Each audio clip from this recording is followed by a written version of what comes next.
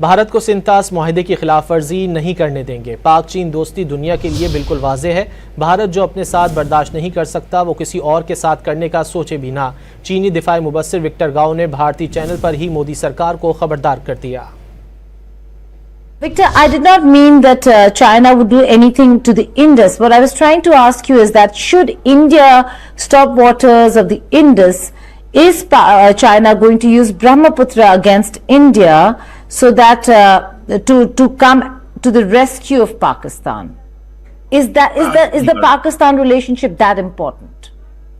You're raising a hypothetical question. I think China-Pakistani friendship is ironclad, and China will not allow any violation of Pakistan's legitimate interest in defending its sovereignty and territorial integrity, including peaceful use of the water in the Indus River. Don't do unto others what you do not want others to do unto you. That's very important.